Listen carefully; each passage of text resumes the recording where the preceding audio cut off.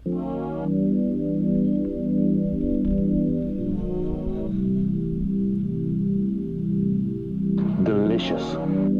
Hi everybody, Tom Spellman with Dave Wilson Nursery. This is our Northern California sales rep Phil Purcell, and we're here in the mini orchard this morning just trying to check out soil moisture and look at fruit set. So we went through a really nice bloom period this year, and we've had a really heavy fruit set. So let's take a look at a few varieties. Phil. Sounds good.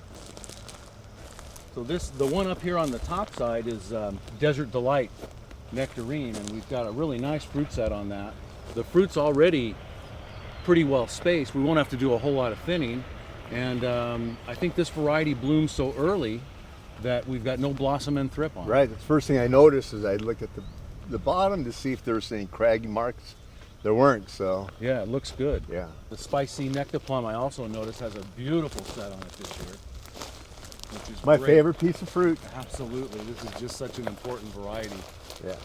So it's interesting when you look at these trees. They were pruned back real heavy this winter, and we're starting to get some vigor. We've got 8-12 inches worth of new foliage growth on these now. And that was probably in what, the last 3 weeks or so. Last 2-3 weeks, Yeah. for sure. So now that it's getting warm, it's probably pushing 80 today, and these have not been irrigated since the last rain, which was at least 3 weeks ago. Yeah, any substantial rain was at least 3 weeks ago. So if the soil itself, even with the mulch layer on there, the soil itself looks like it's fairly dry. So if I just had to guess, I would probably turn on the irrigation system right now. Right. But like we always say, we want people to understand their soil. It's part of understanding your microclimate. If you understand the conditions in your soil, then you wouldn't just come turn the irrigation system on. You're going to check it with a moisture meter to see what kind of a reading you get. So if we just come out here in the open and put that moisture meter in, we can see that reads all the way over to just on the light side of wet. So if I'm using a moisture meter and it reads anywhere in that midsection or the section to the far right, moist and wet, I know I don't have to irrigate. But if you look just to the eye, it looks bone dry. It looks bone dry, but So, as we move the mulch away, then you realize we there can you go. see that we still have a fair amount of soil moisture there. Right. So that's a mistake that a lot of people make. We know for a fact that many more people overwater than underwater. Right. So, if you don't have a moisture meter, this should be the next investment you make in a horticultural tool. It's very inexpensive. Yeah, they're Cool. going to cost you 10 or 12 bucks, Right. and it's going to make you the master of your irrigation system. So that $10 or $12 investment could save you literally hundreds of dollars in irrigation water every year, and your trees are going to be happier for it. There's no reason to over irrigate.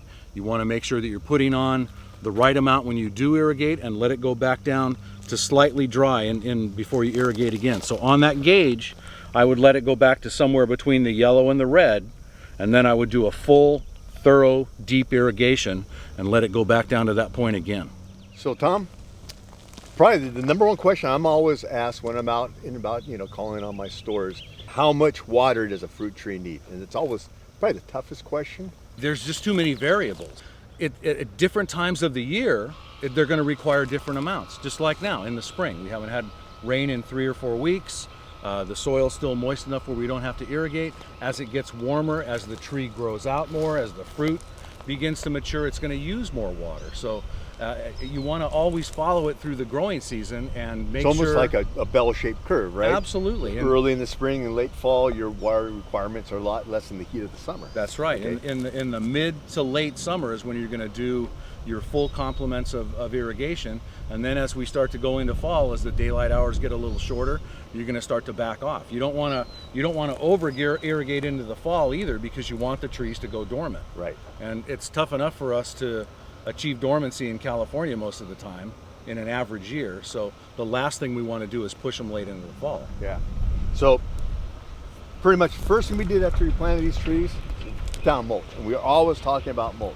So you take a look right here. I mean, it's, especially if in the Central Valley or areas that are very hot in the desert, that's probably the key to making sure the water stays, the ground stays hydrated. But even within this orchard, we kind of noticed that there are, there's like little pockets. Right. Right. Some areas maybe up against the trunk might be a little drier than the next. So once again, that's where it really comes. The moisture meter really comes in handy. Right. So we're not telling people to use a moisture meter all the time, but get to learn your soil and how it reacts. Exactly. You're getting to understand your microclimate. Right. So once you use a moisture meter over a full season, and don't just put it in the ground one time and think you need to water. Check several places around each tree, and that's going to tell you what your average is, and that's what you're going to go by. Yeah.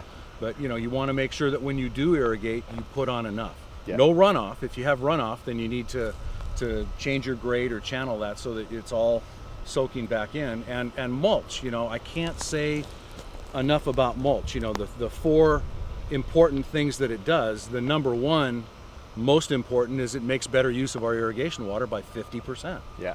So you can save on the amount of water you're putting on, and you don't have that midsummer heat stress that would be caused if you just had bare ground around those trees. Right. So brings back your mycorrhizal activity and bioactivity,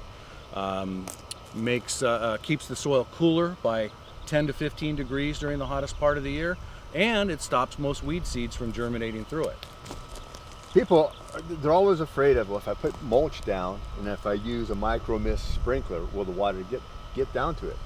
Of course it is. Oh yeah. Which one to make sure is that the mulch is larger particles so the water can get down Right. to it. But this mulch, this is all large particulate. This is that 4 to 6 inch grind type mulch that we use, and it's been down here for about a year and a half. Yeah. So it's a lot of it. The smaller material is broken down. We're left with the larger material now. So we need to think about sometime early this summer.